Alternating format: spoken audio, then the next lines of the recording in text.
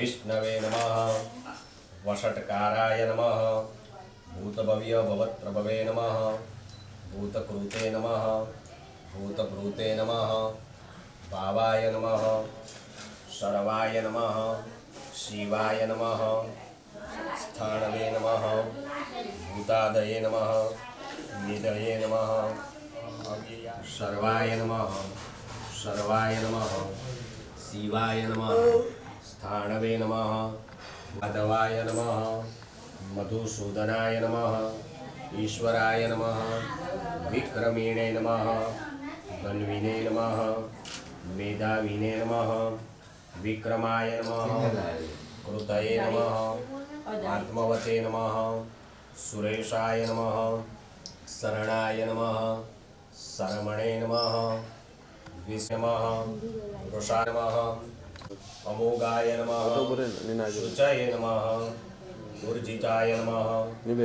अतीन्द्राय नमः संग्रहाय नमः सर्गाय नमः दूतात्मने नमः नियमाय नमः वेदाय नमः धर्माध्यक्षाय नमः कृतकृताय चतुर्द्रष्टाय नमः चतुर्भुजाय नमः ब्राजिष्णवे नमः भोजे नमः विश्वयोनये नमः पुनर्वसवे नमः उपेन्द्राय नमः वामनाय नमः प्रांसवे नमः अमोघाय नमः शुचयुताय नमः साधवे नमः जहन्वे नमः नारायणाय नमः असंख्येयाय नमः अप्रमेयात्मने नमः विशिष्टाय नमः शिष्टकृते नमः शुचये नमः सिद्धार्थाय नमः सिद्धसंकल्पाय नमः सिद्धिसाधनाय नमः वृषाहिणे नमः वृषभाय नमः विष्णवे नमः वृषपर्वणे नमः वृषोदराय नमः वर्धमानाय बुद्धाय नमः स्पष्टाक्षराय पाणीमाटी नीचे पड़ी जाएंगे शशिबिंदवे नमः सुरेश्वराय नमः औषधाय नमः जगतः सेतवे नमः सत्य धर्म पराक्रमाय पद्मगर्भाय नमः शरीरभृते नमः महर्द्वये नमः वृद्धाय नमः स्पष्टाक्षराय नमः मंत्राय नमः चंद्रासने नमः भास्करद्युताय नमः अमृतां सुदभवाय नमः भानवे नमः शशिबिंदवे नमः सुरेश्वराय नमः औषधाय नमः जगतः सेतवे नमः सत्य धर्म पराक्रमाय नमः शिष्टेष्टाय नमः शिखंडिने नमः नहुंसाय नमः वृषाय नमः क्रोधगणे नमः हराय नमः अनिर्विण्याय नमः विस्तारते नमः शोकनाशनाय नमः ब्रह्मिणे नमः ब्रह्मज्ञाय नमः अर्चिष्मते नमः ब्राह्मणप्रियाय नमः कुंभाय नमः विशुद्धात्मने नमः पद्मनाभाय नमः ब्राह्मणप्रियाय नमः महाक्रमाय नमः महाकर्मणे नमः महातेजसे नमः महोरगाय नमः महाक्रतवे नमः महायज्वने नमः महायज्ञाय नमः महाहविषे नमः स्तव्याय नमः विश्वमूर्तये नमः महामूर्तये नमः दीप्तमूर्तये नमः यस्मै नमः कस्मै नमः तस्मै नमः पद्मनुत्तमाय नमः लोकबन्धवे नमः लोकनाथाय नमः माधवाय नमः भक्तवत्सलाय नमः सुवर्णवर्णाय नमः हेमांगाय नमः वरांगाय नमः चंदनांगदीने नमः गुह्याय नमः विषमाय नमः शून्याय नमः अमानीने नमः मानदाय नमः मान्याय नमः शतांगताय नमः सर्वदर्शिने नमः विमुक्तात्मने नमः सर्वज्ञाय नमः ज्ञानमुत्तमाय नमः सुव्रताय नमः सुमुखाय नमः सूक्ष्माय नमः सुदोषाय नमः सुखदाय नमः सुहृदे नमः मनोहराय चक्रिणे नमः शार्ङ्गधन्वने नमः गदाधराय नमः रथांगपाणाय नमः अक्षुभ्याय नमः सर्वप्रहरणायुधाय नमः हाथમાં તુલસીના પાન લગાવી બોલો શ્રી સત્યદેવની જય વ્યાસજીનું હેઠું છે એવું શાસ્ત્ર કહે છે પણ કથાના પહેલા અધ્યાયની અંદર વ્યાસ મુનિ શરૂઆતની અંદર જ એમ કહે છે કે શ્રુતમ હરતિ પાપાની અયોધ્યાની પાસે નૈમિષારણ્ય નામનું એક જંગલ હતું અને એ જંગલમાં સૌનકાદિક બધા ઋષિઓ ભેગા થયા હતા જેણે મહાભારત લખેલું ઉપાય હોય તો કૃપા કરી અમને જણાવો ત્યારે સૂતજી કહે છે કે હે ઋષિવરો આવો જ પ્રશ્ન એક વખત નારદજીએ ભગવાનને અનેક પ્રકારના પાપ કર્મથી પીડાતા એવો મનમાં વિચાર કરતા કરતા નારદજી ભગવાન વિષ્ણુની પાસે બીજો અધ્યાય હાથમાં ફૂલ રાખો. હવે બીજા અધ્યાયમાં પણ એક નાનકડી કથા બતાવી છે. વજ્ર જેવું મજબૂત લક્ષ્મીજી પગ દબાવતા પણ વિષ્ણુ ભગવાને હસીને ભૃગુના કનૈયો તો કનૈયાની છાતી પર પંજાનું નિશાન હશે જોજો એ ભૃગુના ચિહ્ન છે પદ ચિહ્ન.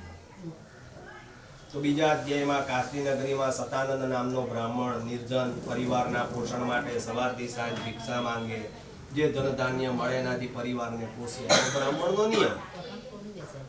એક વખત ભગવાને વૃદ્ધ બ્રાહ્મણનું રૂપ લીધું. સતાનંદ નામના બ્રાહ્મણની પાસે આવીને પૂછ્યું કે આટલા નિર્ધન છું પરિવારના પોષણ માટે સવારથી સાંજ ભિક્ષાવૃત્તિ મૂળ કથા આટલી.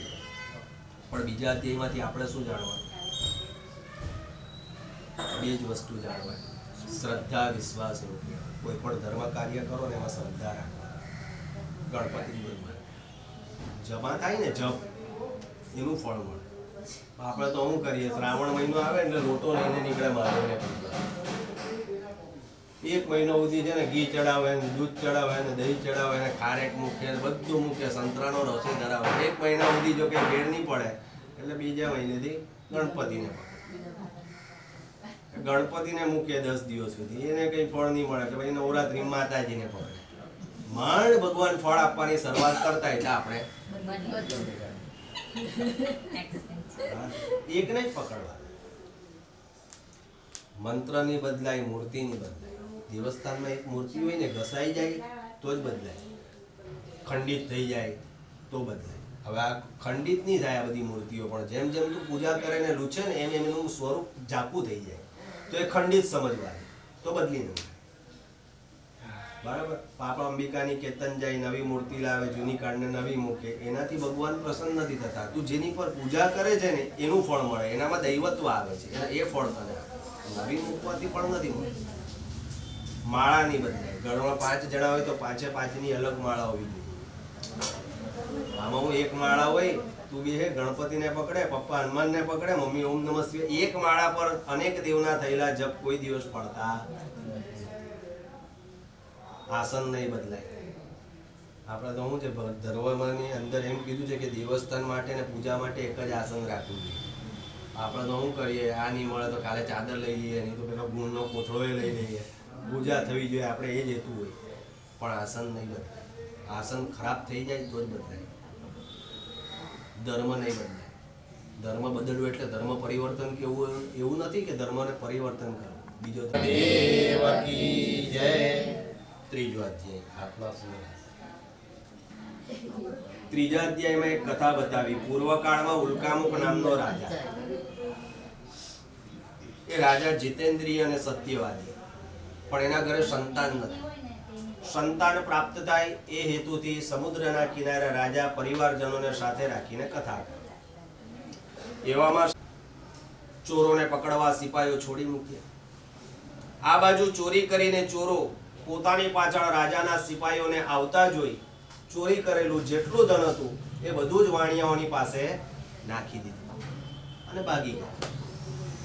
રાજાના સિપાહીઓ વાણિયાઓ રહેતા હતા ત્યાં આવી પહોંચ્યા. ચોરાયેલું ધન વાણિયાઓની પાસે જોયું. બંને વાણિયાઓને ચોર સમજી સિપાહીઓ રાજા પાસે લઈ ગયા. રાજાએ પણ બહુ વિચાર ન કર્યો. ચોરાયેલું ધન તો લઈ લીધું, એ ઉપરાંત વાણિયાઓનું ધન પણ રાજાએ લઈ લીધું અને બંનેને જેલમાં પૂર્યા. આ બાજુ લીલાવતી અને કલાવતી માને દીકરી બંને દુખી બન્યા. એમના ઘરમાં રહેલું ધન પણ ચોરો લૂંટી ગયા. પરિસ્થિતિ એવી ઉત્પન્ન થઈ કે મા દીકરી ઘરે ઘરે ભીખ માંગતા ભટકવા લાગ્યા. એક દિવસ કન્યા મોડી રાત્રે ભિક્ષા માંગી પોતાના ઘરે આવી. મોડા હોવાથી માતાએ દીકરીને પૂછ્યું કે કલાવતી, તું આટલી મોડી રાત સુધી ક્યાં ગઈ હતી? તારા મનમાં શું વિચાર છે? ત્યારે દીકરી માને જણાવે છે કે માં, જે બ્રાહ્મણને ત્યાં ભગવાનની કથા થતી એ જોવા હું રોકાય, માટે મને રાત્રે આવતા મોડું થયું. જે કઈ પ્રસાદ મળ્યો હું ઘરે લઈ આવી છું. દીકરીનું વાક્ય સાંભળતા જ જન્મ વખતે લીધેલું વ્રત માતાને યાદ આવ્યું. કથા કરવા તૈયાર થઈ.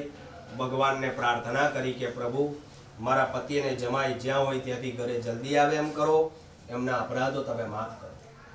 ભગવાન પ્રસન્ન થયા. એ જ રાત્રે રાજા ચંદ્રકેતુને સ્વપ્ન બતાવ્યું અને ભગવાને સ્વપ્નની અંદર રાજાને જણાવ્યું કે રાજન, તારી કેદમાં પૂરેલા વાણિયાઓને તું સવારે મુક્ત કર. જો તું મુક્ત નહીં કરે તો રાજ્ય પુત્ર સહિત હું તારો નાશ કરીશ. આટલું કઈ ભગવાન અદ્રશ્ય થયા. બીજા અધ્યાયમાંથી આપણે શું જાણવાનું? કે બહુ બાધા લેવી. બાધા બહુ નહીં લેવાની. જેટલી બાધા લઈને લંબાવો ને એટલું પ્રાયશ્ચિત, એટલે કે પાપ ભોગવવું. ગરુડ પુરાણ નામનું પુસ્તકનું નામ સાંભળેલું? ગરુડ પુરાણ મરે ને પાછળ ગીતા બેસાડે, ગરુડ પુરાણ બેસાડે, આવું કરે ને. એ 18 પુરાણનું એક પુસ્તક. એની અંદર એવો ઉલ્લેખ છે કે દેવનું ઋણ. દેવકી જય. એમાંથી આપણે શું જાણવાનું? પ્રસાદનો અનાદર કરાય. લોકો શું કે અપવાસ છે એટલે પ્રસાદ નહીં ખવાય. અપવાસ તૂટી જાય. અપવાસ કોના માટે કરીએ? પ્રસાદ ભગવાન. જો ભગવાનનો પ્રસાદ ખાવાથી ભગવાનના અપવાસ તૂટે તો ભગવાન ઉપર શ્રદ્ધા રાખે કોણ? 2-3 ઘડિયા ખાઈ જવાના. બાધા હોય ને, કોઈકને દૂધની બાધા હોય, રવાની બાધા હોય તો માથે ચડાવી લેવાનો. નહીં ભાવતો હોય તો પણ માથે ચડાવી લેવાનો. એનું અપમાન નહીં કરવાનું. આટલું બીજા 4થા અધ્યાયમાંથી આપણે જાણવાનું. બોલો શ્રી સત્યનારાયણ દેવ કી જય. 5મો. પછી એક આદર કર્યો. થોડી વારે ઉઠીને મહેલ તરફ જવા માટે નીકળ્યો. મહેલના પ્રવેશ દ્વારે જ ભયની ભ્રાંતિ. પ્રસાદનો અનાદર કરવાથી 100 પુત્ર રાજાના મૃત્યુ પામ્યા. ધન ધાન્ય બધું નાશ પામ્યું. રાજા વિચારે જ જરૂર આ ભગવાનની લીલાને કારણે જ બન્યું હશે એમ વિચારી રાજા ગોવાળિયાઓને લઈ જંગલમાં ગયો. કથા કરી, પ્રસાદ આરોગ્યો, દેવના સ્થાપનને દંડવત પ્રણામ કર્યા. આ પ્રમાણે પૂજા કરવાથી 100 પુત્ર સજીવન થયા. ગુમાવેલું ધન ધાન્ય રાજાને પ્રાપ્ત થયું અને અંતે રાજા પણ વૈકુંઠમાં ગયો. માટે જે કોઈ મનુષ્ય કથા કરે, કરાવે, સાંભળે, સંભળાવે, એના પાપો ભગવાનની કૃપાથી નાશ પામે. આ ભગવાનને કોઈક નારાયણ, કોઈક સત્યનારાયણ, કોઈક આદિનારાયણ, તો કોઈક લક્ષ્મીનારાયણના રૂપમાં ઓળખે. પણ આ જ ભગવાન અનેક પ્રકારના સ્વરૂપો ધારણ કરી ભક્તોની મનોકામના પૂરી કરે. કે દેવ પૂજામાં કોઈ દિવસ આમંત્રણની જરૂર હોતી નથી. ગમે ત્યાં કથા થાય ને આપણે ચાલ્યા જઈએ તો કોઈ કાઢી મૂકે.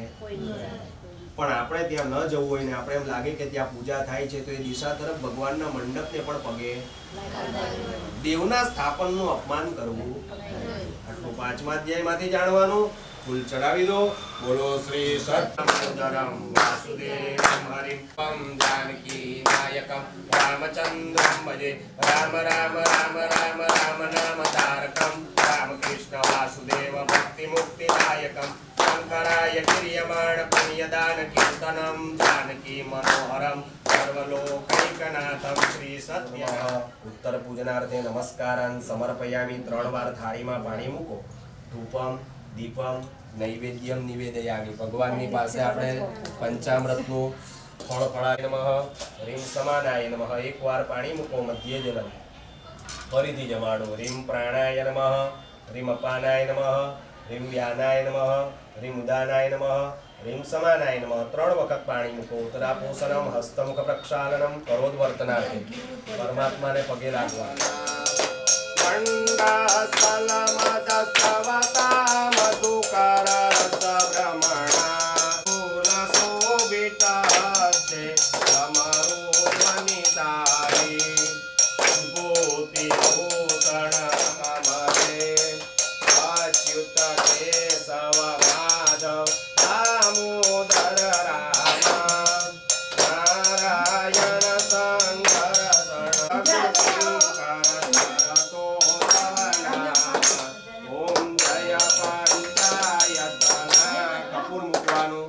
ત્રણે ત્રણ આવો ની આરતી પપ્પાની સારમ ભુજનેન્દ્રારમ સદાવસંતમ હૃદયારવિંદે ભવમ ભવાની મંગલમ પુંડરીકાક્ષ મંગલાય નમો હરિ સર્વમંગલ મંગલ્યે ચારે બાજુ કરો સર્વાર્થ સાધિકે શરણ્યે ત્ર્યંબકે ગૌરી નારાયણ દેવકી થયું દેવસ્થાન તરફ આમ આરતી આ બસ એ દિશા તરફ નીચે ઊંચી आरती नहीं पैसा मुद्दे आरती खाली आते हैं